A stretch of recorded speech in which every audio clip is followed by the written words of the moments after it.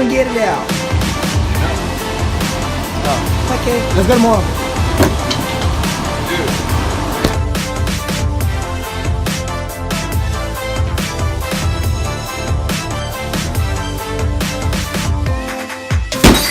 Hey, you don't smash the chips, boy. Now you crack roll the chips. No, the chips are in perfect condition.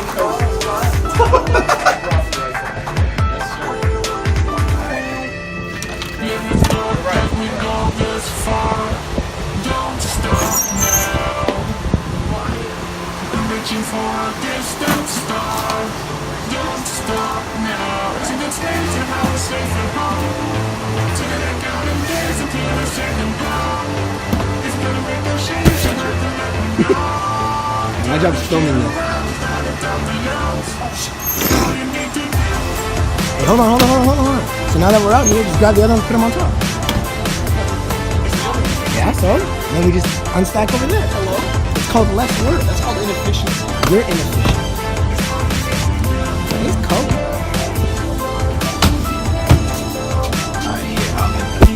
What's going on, guys? It's me, Brian D here, and today I'm back. You know, I've taken a break from making videos after the first week of the semester, but now, as I promised you guys, I'd be doing a Q&A video. Any questions you guys wanted. There's about 10, 11 questions here, so I'll probably go back to the furthest one and then go up to the most recent one. Now, taking a look at these, it is mainly about the school. Of course, you guys have a lot of questions about that, so it only makes sense, right? And I guess we should just get right into this. I have the questions up on my laptop right here, so I'll state who said the question and what the question is, and I'll answer them the best I can. So the first question is from Trevor Hamilton. You asked, does CMA have a rock climbing gym? And actually, if there's one in Calmers. Okay, so no, we do not have a rock climbing gym. That would be dope. I know UCR has a rock climbing section in their gym, but no, Cal Maritime does not have a rock climbing gym. Our gym's very small, you know. The facility is big, but our gym area is small, and you have to go upstairs for the cardio room. But no rock climbing. Next is from Michael Kostrokov. Sorry if I butchered that. He asked, is there something within walking distance of campus worth going to? Not really, no. I think the closest fun thing you can do in Vallejo, probably about Six Flags, something like that. From my opinion, not really. Especially walking distance, no. The next question is from Hall of Sake. You asked, do students get weekends off, and do freshmen have a lot of free time to spare? Yes, everyone gets weekends off. We don't have to do crap on the weekend. You know, you can be in civilian attire. You can basically do whatever you want. Now, in regards to do freshmen have a lot of free time to spare, it all depends on your major, right? So, engineering majors are going to... Hi, Scott. How you doing, bud? Oh.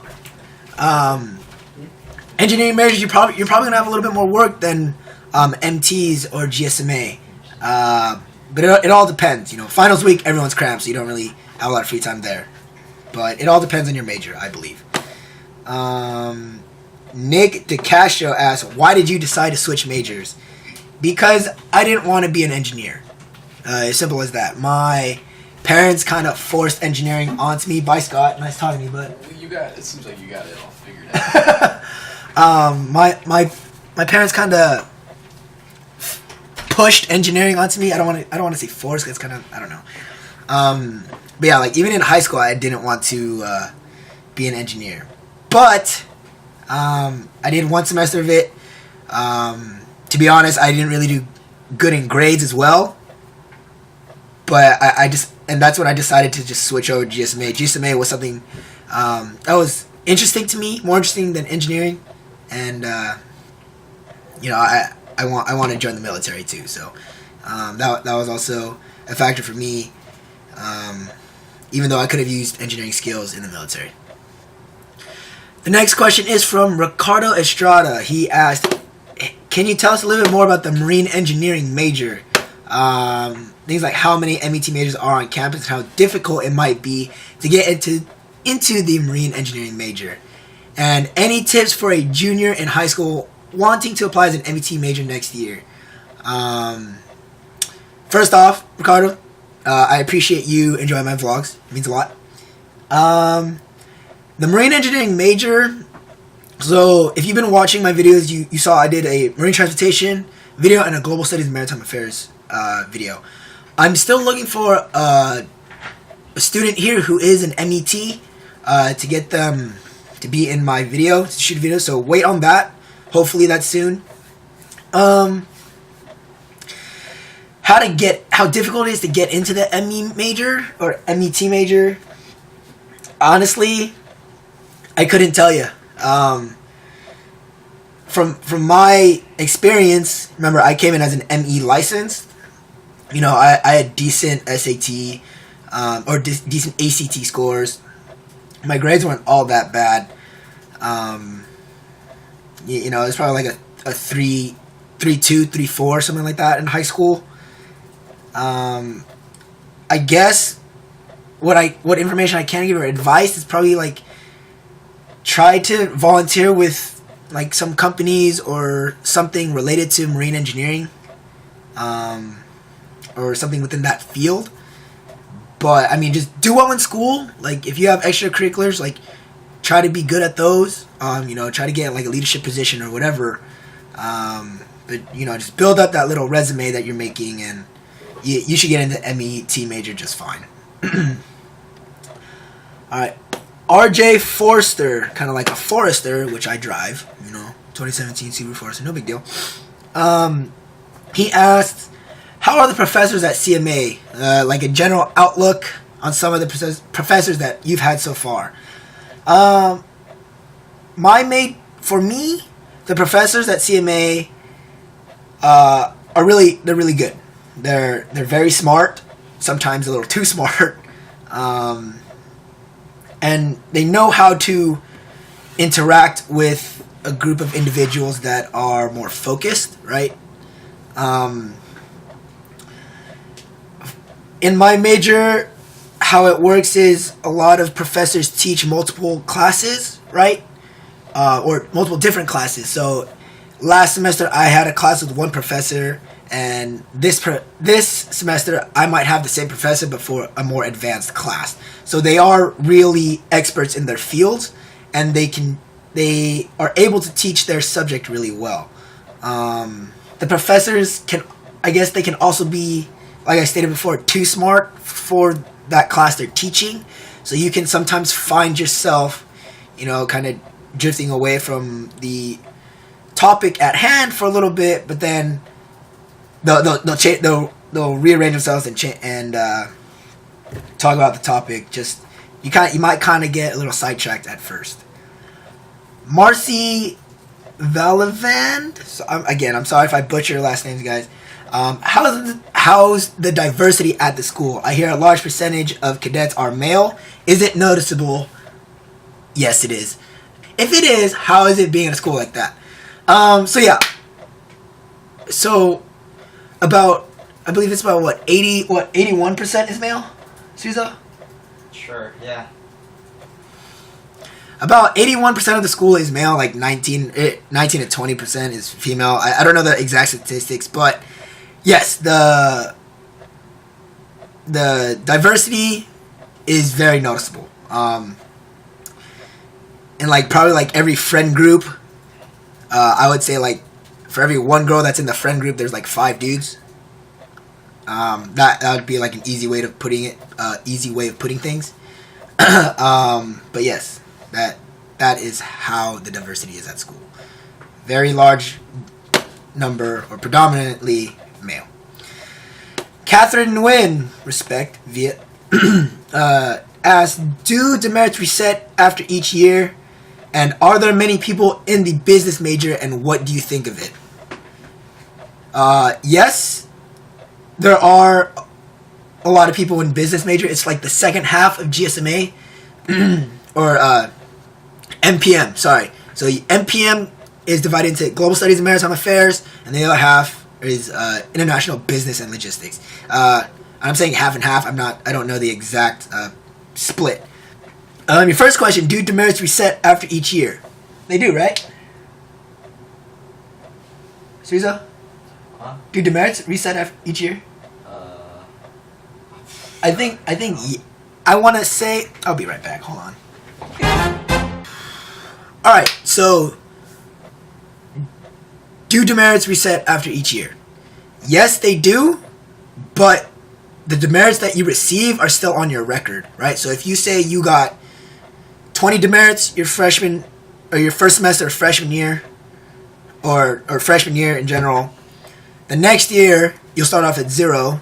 I believe it might be semester, but you'll restart at 0. But that 20 that you had your first year still is on your record. So if you're on a board or whatever, they'll still be able to see that you do have demerits in multiple years.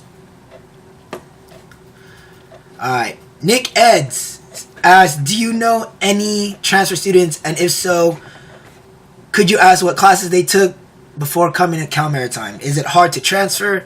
What was their general experience? And if they're okay with saying what was the reason for transferring instead of just applying to CMA, be it not knowing about the school until already in the other one, or not meeting at high school requirements for the major causing them to have a transfer, etc., etc. Thanks. So I do know a couple transfer students. I haven't talked to them about like your question, but I can say some transfer students, they probably came from a JC, right? So like Mount Sac or whatever, and then they really want to be an engineer, and like, oh hey, look, CMA has a great engineering program. Boom. If you stay on the right track, you can graduate. A lot of classes that transferred over were mainly GE classes, right? But CMA has this weird thing where some classes may not transfer over, or you don't get credit for them, so you do have to take some other classes. I don't know the reasoning behind that, but I know that does occur quite often. Some other of my friends, they were in the military, and then they enlisted in the military, and then they went to school, and then they came here just to like, I don't want to say finalize, but hone in on what they want to do after they graduate from CMA. Salvador Del Toro asks, is it true the GSMA is the major where most students are in the military commissioning programs? I want to say that's like I want to say no. I want to say no, because military commission programs can be we have a wide variety here, right? So in my other video saying CMA is CMA military school, no, I stated that we have programs like the Marine Corps POC program. You have NRTC. You have a unit out here, anyways, and you have like SSOP and Coast Guard the Coast Guard Auxiliary program. NRTC is only available for Tier 1 and Tier 2 majors, so that's only any engineering major and and marine transportation major. SSOP, same thing. You need to be a licensed track major, so MT, ME license, MET. Coast Guard AUX is it's like a volunteer program that gives you the experience, and you work alongside with the Coast Guard. And necessarily you do not need to be. You can be any major here. PLC, you can be any major here. You can be. We have a few candidates that are an ME, an MT, and a lot of GSMA and IBL. So I wouldn't say that it's true for GSMA, because those individuals that go into like the SSOP program, especially SSOP, it's big here on campus because you commission as a naval officer through the school, essentially. So yeah. Hope that answers your question. And last but not least is Ricardo Estrada. Again, he asks if... Oh, wait, hold on. No. Oh. You asked the same question twice. Again, just be patient for it. I will be getting a video out on that soon. But right now, you know, I need to find the right person for it.